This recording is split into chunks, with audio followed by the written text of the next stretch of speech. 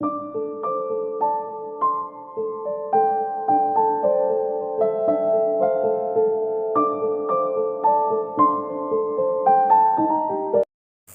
దేవుని బిడ్డలారా, మనము ఆరోగ్యంగా ఉండడానికి అనేక ప్రయత్నాలు చేయించు ఉంటాం.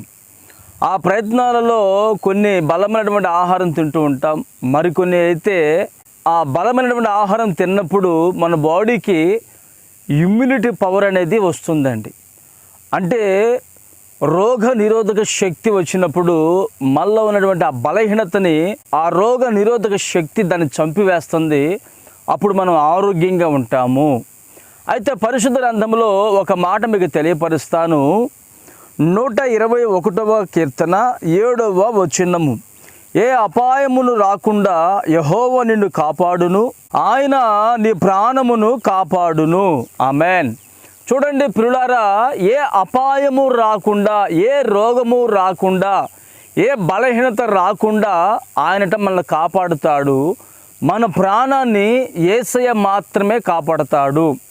మరి ఈ రోజున నీవు ఏ అనారోగ్యము చేత నీ ప్రాణాన్ని కాపాడుకోలేనటువంటి పరిస్థితుల్లో నీవు నిలిచి ఉన్నావేమో, నీవైతే ఏ బలమైనటువంటి ఆహారము కానీ, ఆకుకూర కానీ, మొక్కలు కానీ నీవు దేవుని మీద ఆధారపడితే, నా ప్రభువుని యేసు క్రీస్తు వారు ఆయన మాత్రమే మన ప్రాణాన్ని కాపాడగలిగిన వాడు.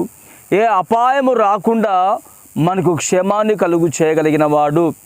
నీవు వాక్యమందు విశ్వసించుము, నిత్యము నా యేసయ్య నీకున్నటువంటి ప్రతి బాధ నుంచి విడిపించి, ప్రతి బలహీనత నుంచి విడుదల కలుగు చేసి, నీ ప్రతి రోగాన్ని స్వస్థపరిచి, నీ ఎముకలను నా దేవుడు కట్టి నీకు స్వస్థతను కలుగు చేయనుగాక. ఆమేన్.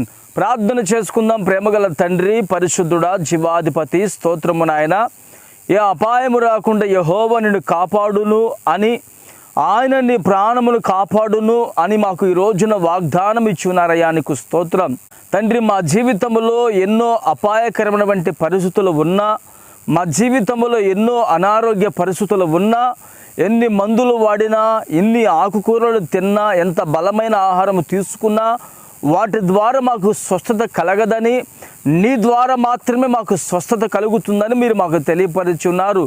ఇట్టి మాటలు మేము వ్యర్థం చేసుకొనక మా జీవితంలో నీరు కట్టి ఫలింపు చేసి మహిమ పొందుకోమని యేసు నామమున ప్రార్థిస్తున్నాను తండ్రి. ఆమేన్.